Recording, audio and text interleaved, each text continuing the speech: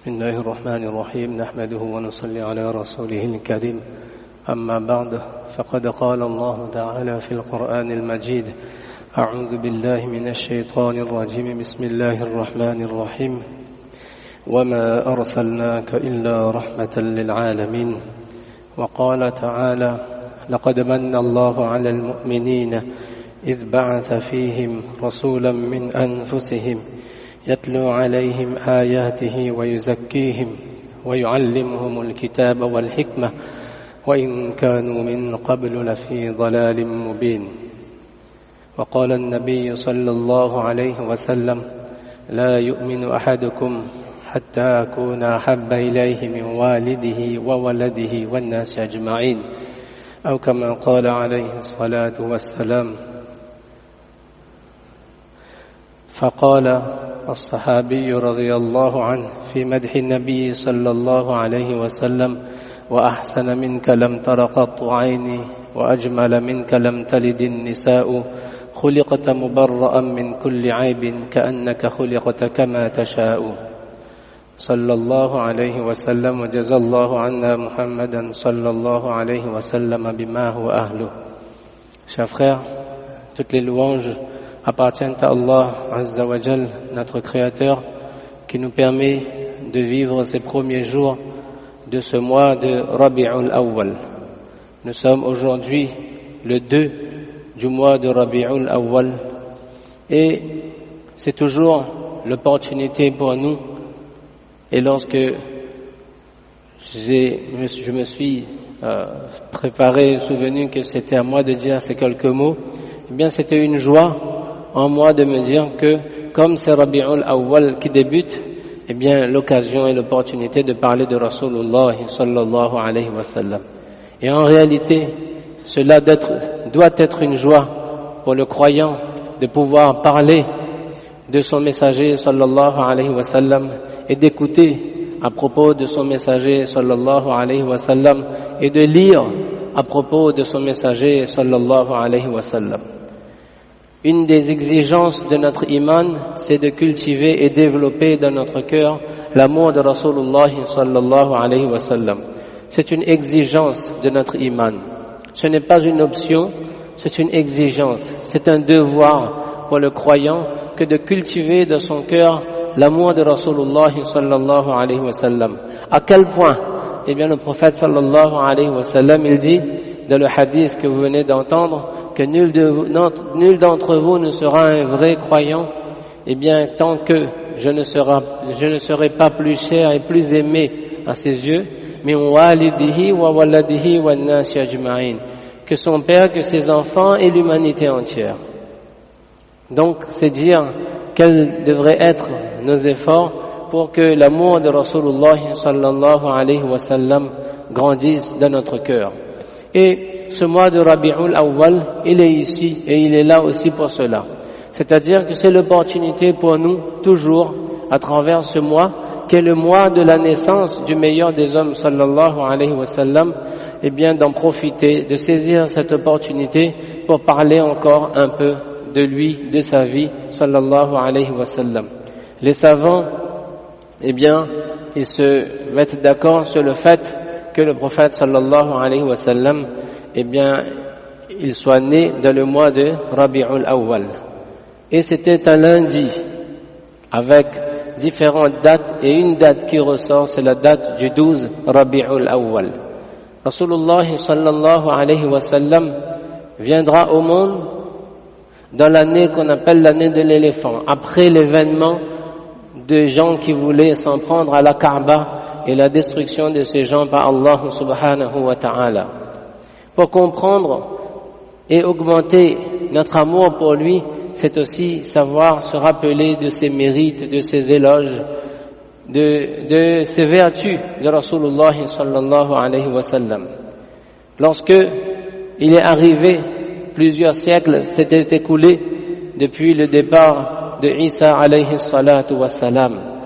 Et plus la lumière de la prophétie s'éloigne d'une époque, et bien plus les gens tombent dans l'oubli, dans la négligence, dans l'insouciance.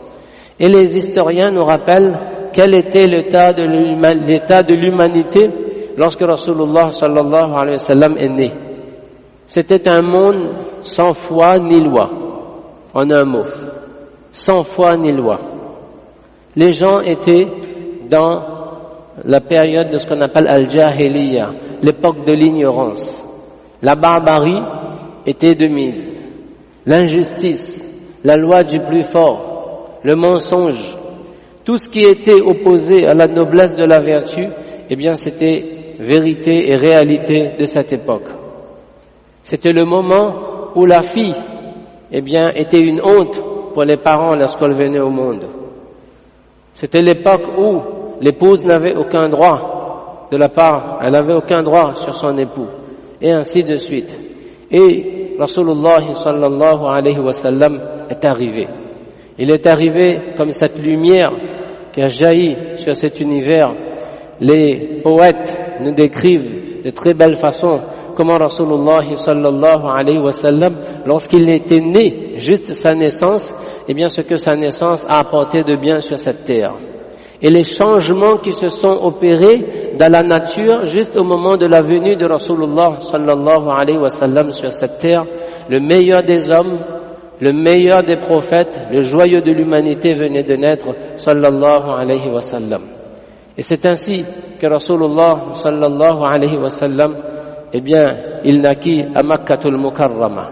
Vous voyez mes frères, on a juste que quelques minutes pour dire quelques mots. Et je vous dis d'emblée, quel est le but aussi de cette prise de parole, c'est que on puisse augmenter dans notre cœur la soif et l'envie et la motivation d'aller en savoir un peu plus sur la vie de Rasulullah sallallahu alayhi wa sallam. Devant ce mimbar, on en parle et on en parle. Que chacun de nous puisse comprendre aussi, puisqu'on parle de l'amour de Rasulullah sallallahu alayhi wa sallam, qu'on ne peut pas aimer une personne à sa juste valeur tant qu'on ne la connaît pas. Hier, je lisais, dans un contexte complètement différent, une personne qui disait que telle personne, je la détestais. Je la détestais et je l'ignorais complètement. Mais jusqu'à ce que j'ai pris le temps de le connaître. J'ai pris le temps de le connaître, de le lire, de l'écouter. Et finalement, maintenant, je l'aime. Parfois, on se pose la question, comment cultiver l'amour de Rasulullah sallallahu alayhi wa sallam dans notre cœur? Mais faut-il le connaître au mieux? Et un petit effort pour cela.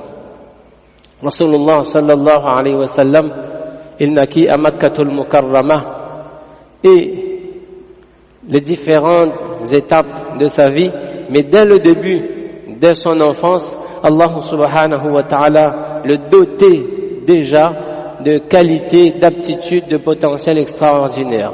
Évidemment, il allait être Sayyidul Mursalin, le maître de tous les messagers alayhimus salatu wassalam.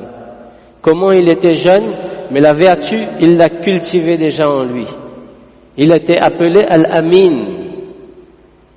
Parce qu'en fait, et en réalité, pourquoi aussi l'aimer et étudier sa vie? Parce qu'il n'y a aucun doute que l'exemple qu'il nous a laissé est sans discussion, de manière indiscutable, le meilleur des exemples pour nous. Uswatun hasana, le meilleur modèle pour nous. Et il était, alors qu'il n'était pas encore un messager, il était connu pour être Al-Amin, l'honnêteté, l'honnête. Celui qui incarnait l'honnêteté. Pour celui qui incarnait la vérité. Et se dire comment, eh bien, je dois cultiver aussi ces qualités-là en moi. Et lorsque Allah subhanahu wa ta'ala a décidé, enfin, à l'âge de 40 ans, eh bien, de faire de lui un messager, Allah subhanahu wa ta'ala lui révéla le Coran et il devint le dernier messager d'Allah subhanahu wa ta'ala envoyé à l'humanité. Et il reçut le Coran comme révélation. Rasulullah sallallahu alayhi wa sallam, dans le monde de barbarie, d'ignorance, d'injustice, d'oppression, dans lequel il était envoyé, eh bien, en l'espace de 23 années, il a réalisé ce qu'un homme ne pouvait réaliser en une période si courte. Les grands poètes, les grands hommes de lettres ont laissé des vers pour rappeler comment, avec la petitesse des moyens, il était un homme simple du désert, illettré, Il était orphelin de père avant sa naissance et orphelin également de sa maman dès l'âge de 6 ans, dans une pauvreté matérielle, etc. Avec la petitesse des moyens, mais comment en l'espace de 23 années, il a posé les bases de toute une ummah jusqu'à la fin des temps. Il a prié avec lui, autour de lui, des gens qui étaient très loin de tout simplement de l'humanité et des caractères humains, et il les a transformés. Il a cultivé la sadaqa, la vérité, et il a produit des hommes tels que Abu Bakr as-Siddiq radiyallahu anhu, le véridique. Il a cultivé la adala, la justice, et il a laissé derrière lui des hommes comme Omar ibn al-Khattab radiyallahu anhu, le juste. Il a cultivé en lui la sakhawa, la générosité, et il a laissé derrière lui des exemples et des modèles de générosité jusqu'à la fin des temps comme Othman ibn Affan radiyallahu anhu. Al-Ghani, le riche, mais As-Sakhi, le grand généreux. Celui qui, lorsque il a fait un acte de générosité en une circonstance, Rasulullah sallallahu alayhi wa sallam lui a dit qu'après ce geste de ta part, il n'y a plus aucun mal qui peut te toucher. La voie est toute tracée jusqu'au paradis. Rasulullah sallallahu alayhi wa sallam, il a cultivé en lui la shaja'a, le courage, jusqu'à laisser derrière lui des exemples de courage tels que celui de Ali ibn Abi Talib radiyallahu anhu. Et en réalité, il était lui-même concentré de toutes les vertus et de tout ce que l'on appelle les kamal, de toutes les perfections de tous les prophètes. Rasulullah sallallahu alayhi wa sallam à lui seul réunissait toutes les perfections de tous les autres anbiya alayhimus salatu wassalam. Alors c'est ce messager-là qu'Allah Ta'ala il a choisi pour nous, au point que d'autres prophètes, en entendant et en lisant et en prenant connaissance des vertus du dernier messager qui allait venir, eh bien ils ont souhaité auprès d'Allah faire partie de la ummah de ce meilleur des hommes sallallahu alayhi wa sallam. C'est cette ummah à laquelle on appartient et c'est ce messager sallallahu alayhi wa sallam qu'Allah Ta'ala nous a accordé. Il nous a laissé des exemples, mes frères, et c'est pour ça vraiment humble demande, et particulièrement ce mois de Rabi'ul Awwal, et bien d'ouvrir un peu les livres, d'écouter si on n'arrive pas à lire. Il y a aussi des ressources pour écouter. Juste prendre connaissance de la vie de Rasulullah sallallahu alayhi wa sallam. 23 années de prophétie et des récits à ne plus en finir pour nous édifier réellement. Vous prenez juste un récit comme celui de Taïf et vous pouvez passer beaucoup de temps à méditer juste un seul récit. Quelle était sa soif pour la propagation du dîn? Quels étaient ses efforts déployés pour ce dîn? Quelle était sa patience face au mal qui lui était fait? Et quelle était sa réaction face à celui qui est dans l'oppression face à lui? Nous avons un messager, sallallahu alayhi wa sallam, à qui des gens font du mal. Et il dit, Allahumma ghfir li qawmi, Allahumma ghfir li qawmi, fa innahum la ya'lamun. Oh Allah, pardonne à mon peuple. En réalité, ils ne savent pas. Faire patience face à l'oppression est une chose. Ok, je fais preuve de patience. Mais ensuite, faire dua pour l'oppresseur. Et mettre la cause de l'oppression sur quoi? L'ignorance. C'est juste qu'il ne connaît pas. Ça, c'est le caractère et la noblesse de caractère de Rasulullah sallallahu alayhi wa sallam. Et ensuite, l'humilité devant Allah. Allahumma inni ashku ilayka du'fa quwwati wa qillata hilati wa hawani ala an-nas. Oh Allah, je me plains à toi de ma faiblesse. L'humilité de Rasulullah sallallahu alayhi wa sallam. C'est pour ça, on rappelle que ce mois de Rabi'ul Awwal, c'est le mois de la naissance de Rasulullah sallallahu alayhi wa sallam. On n'a pas de célébration en particulier, mais on peut saisir cette opportunité pour se plonger un peu plus dans la sira et dans la vie de ce noble et meilleur messager d'Allah sallallahu alayhi wa sallam.